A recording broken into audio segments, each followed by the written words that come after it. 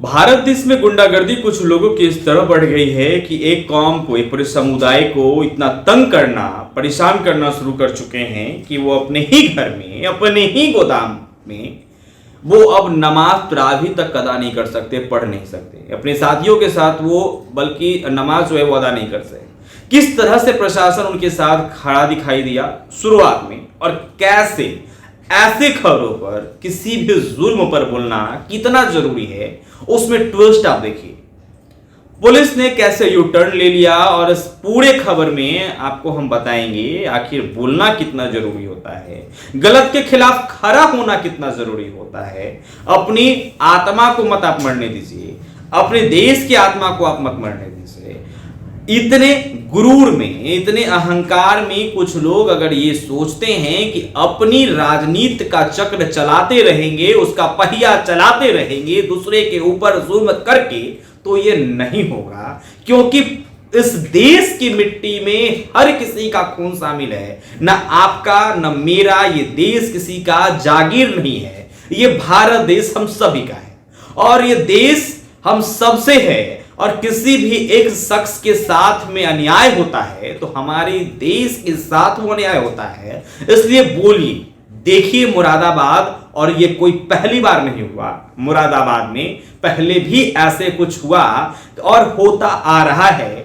और अब पुलिस की हरकत को जरा देख लीजिए, और अब कैसे उनको यू टर्न लेना पड़ा मैं आपको आगे बताऊंगा। मुरादाबाद पुलिस ने इस शख्स के कहने पर, और ये शख्स कौन है ये सारा अपना इंट्रोडक्शन आपको खुद देगा। इसकी भाषा में आप जरा अकड़ देखिएगा, हेकड़ी देखिएगा, इसका जैसे कि पूरा उत्तर प्रदेश और योगी आदित्यनाथ को भी उसने अपनी मुट्ठी में कर रखा हो, इसके इस बोली से साफ होता है। आप कोई पुलिस थाने में किसी के खिलाफ कंप्लेन करवाने जाइए, इतनी आसानी से आपकी बातों को सुन ली जाएगी, और वो भी कब, जब कोई अपने घर में क्या जुल्म कर रहा है, वो कर रहा है इसके हिसाब से नमाज अदा कर रहा है।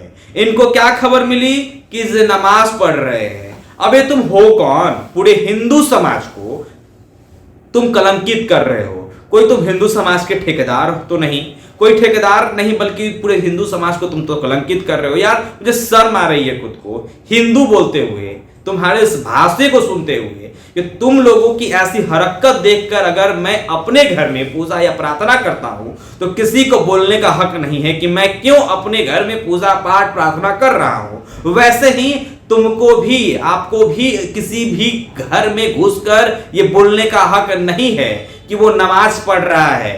धर्म की बात करते करते तुम्हारे जैसे ही लोग पूरे देश को बर्बाद कर रहे हैं। पूरे भारत देश में धर्म जाति क्या है, ये उनका घर है, गोदाम है, उनको नमाज अदा करने का पूरा हक है। आपको जो है बोलने का कोई हक नहीं है। आप होते कौन हो? सुनिए जरा, ये आदमी को खुद अपना परिचय भी देगा। ये बड़ा सा टीका करके खुद को हिंदुओं का ठेकेदार बना फिर रहा है। सुनिए। रोहन सक्सेना, प्रदेश अध्यक्ष राष्ट्रीय बजरंग दल। क्या मामला है रोहन जी, आप इस टाइम लाजपत नगर में? आज लाजपत नगर के अंदर ये रस्तोगी इंटर कॉलेज के पास एक जाकिर नाम के व्यक्ति का अपना निजी मकान है।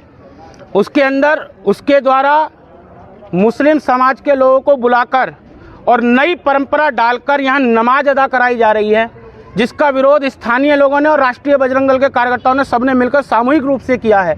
हम कोई भी नई परंपरा नहीं पढ़ने देंगे। इस शहर के अंदर अशांति फैलाने वालों पर हमने शुरुआत से कही है कि मुकदमा लिखा जाए।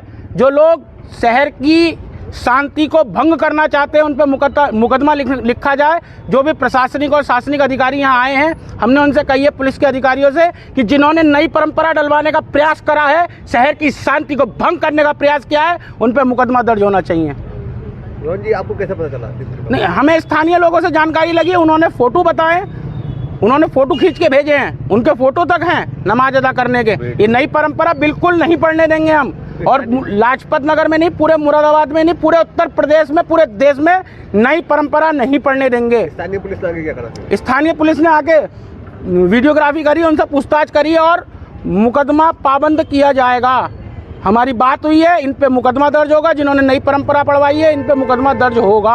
हम साथ हैं, और अगर नहीं हुआ तो फिर राष्ट्रीय बजरंग दल आंदोलन करेगा। साथ हैं। तो ये जो इसकी धमकी थी, ये योगी बाबा की पुलिस प्रशासन के लिए भी धमकी थी। अगर हमारी बात नहीं मानी तो जैसा हमने कहा, अगर नहीं किया तो सोच लेना हम आंदोलन करेंगे।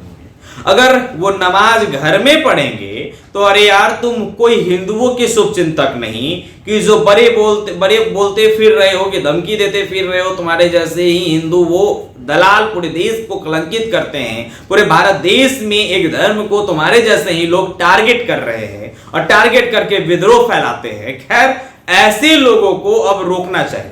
प्रतिक्रिया जो है जरूर दीजिए कि ये व्यक्ति जो किसी एक समुदाय को टारगेट कर रहा है, ये कितना सही कर रहा है। ये कितना सही है कि कोई भी इंसान अपने घर में अगर धर्म जाति का, अगर जो है जिस धर्म जाति का है, अगर वो प्रार्थना कर रहा है या वो नमाज अदा कर रहा है, तो उस नमाज या प्रार्थना में बोलना कितना सही है।